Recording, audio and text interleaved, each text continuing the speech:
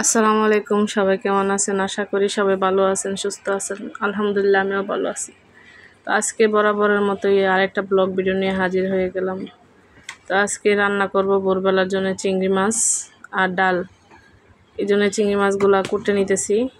এখানে অনেকগুলা চিংড়ি মাছই, তো সবগুলা চিংড়ি মাছ একসাথে কুইটা যে কয়টা রান্না করে এই কয়টা রান্না করবো, আর বাকিগুলো ফ্রিজে ঢোকায় রেখে দিব। তো মাছগুলা কুটতে গিয়ে একবার হাত লেগে গেছে বটি, তো হাতে একটু কেটে গেছে। তো এখানে আমার মাছ কোটা প্রায় শেষের দিকেই। মাছগুলা সবগুলা মোটামুটি ভালোই ছিল, ফ্রেশ মাছ ছিল। তো এই মাছগুলা আমার ঘরে সবাই পছন্দ করে, চিংড়ি মাছগুলা ছোট বড় সবাই পছন্দ করে। তো এখানে আমার মাছ কোটা শেষ। তো এখানে আমি নিয়ে নিলাম ডাল, আর কি রান্না করব সবগুলো উপকরণ একসাথে কেটে নিছি। তারপরে রান্না বসাবো, কারণ আমার এখনও চুলা কেনা হয়নি। এখন আমি ডালটা ধুয়ে নিছি পরিষ্কার করে। এখানে হলুদ, মরিচ, ধনিয়ার গুঁড়া সব কিছু দিয়ে একসাথে টমেটো, কাঁচামরিচ, রসুন, পেঁয়াজ, হালকা একটু তেল দিয়ে একসাথে কষলে ভালো করে এটা মাখায় রান্না করব। এভাবে ডালটা বোনা করলে আমার কাছে অনেক ভালো লাগে। তো এটা মূলত বোনার মতোই, সাথে দিব হচ্ছে সাজনা, কারণ সাজনা দিয়ে রান্না করলে আমাদের ঘরে সবাই পছন্দ করে। সাজনার ডালটা খাইতেও মজা লাগে। তো এখানে আমার ডাল কষানো হয়ে গেছে, কারণ ডালটা একটু ভালো করে না কষালে ডালটা আবার খাইতে মজা লাগে না। তো এখানে আমি পরিমাণ মতো যতটুকু পানি লাগে অতটুকু পানি দিয়ে নিতেছি। তো এটা আর জাল পড়বে, বোনার মতো একটু ঘন থাকবে, আবার পাতলা ডালের মতো এত পাতলা না। তো এখানে আমি সাজনাগুলা দিয়ে দিছি, দিয়ে এবার বলক আসছে। এবার ধনিয়া পাতা দিয়ে এবার আমি নামাই ফেলবো। এবার কড়াই বসাই দিছি, দিয়ে এখানে পরিমাণ মতো তেল দিছি, পেঁয়াজ কুচি দিয়ে পেঁয়াজগুলো ভালো করে লাল লাল করে নিব।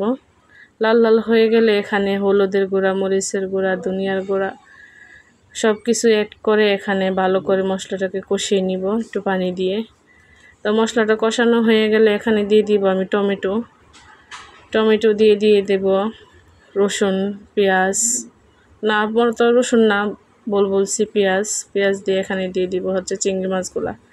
তো এখানে চিংড়ি মাছগুলো দিয়ে এটাকে একটু ভালো করে মশলাটা মিক্স করে নিয়ে এটা ঢাকনা দিয়ে ঢেকে দিব। ঢেকে দেওয়ার পরে এটা একটু মজে আসছে, এখানে একটু লাড়া দিয়ে নিব। তো এখন দেখুন আমার চিংড়ি মাছ বোনা হয়ে গেছে, প্রায় হয়ে গেছে। আর একটু পরে ধনিয়া পাতা দিয়ে নামায় ফেলবো। তো রান্না বান্না শেষ করে একটু বাইরে চলে যাব বাসার জন্য একটা রেক কেনার জন্যে, কারণ ডিব্বা ডাব্বি রাখার জন্য একটা রেক দরকার। তো একটা রেক কিনতে চলে গেলাম বাইরে রান্না বান্না শেষ করে। তো এই তো রেকের দোকানে রেক দেখতেছিলাম, মানে এক এক দোকানে এক এক দাম, এক এক দোকানে এক এক ডিজাইন। এখানে দেখেন বাইক কার লাগবে নিয়ে যান। এই তো দোকানগুলো ঘুরে ঘুরে দেখতেছিলাম, তো একটা পছন্দ হলো, কিনে নিয়ে এসে পড়ছি। কারণ আমরা গেছি অনেক দেরিতে, মার্কেট বন্ধ করে ফেলাইতেছে। তো এখানে কিনে নিয়ে চলে গেলাম বাসায়। এর একটা আমি নিয়ে আসছি, এর একটা মোটামুটি মজবুত আছে, এর একটাই নিয়ে আসছি। মিডিয়াম, বেশি ছোট না বেশি বড় না। আর এটা নিয়ে আসছি হচ্ছে মূলত ঘরে দরজার পিছনে ঝুলাবো কাপড় ঝুলানোর জন্য। এমনিতে প্লাস্টিকেরগুলা কিনে আবার মিস্ত্রি আনো, লাগাও, বাসা চেঞ্জ করলেও কয়েকদিন পরে ভেঙে যায়। এটা আবার আমি যত জীবন বাঁচবো তত জীবন এটা চলবে। তো কীরকম হয়েছে সবাই কমেন্টে অবশ্যই জানিয়ে যাবেন। এটা দরজার পিছে ঝুলিয়ে দিলাম, কীরকম লাগতেছে দেখবেন। সবাই কমেন্টে জানিয়ে যাবেন। ভালো থাকবেন। আসসালামু আলাইকুম।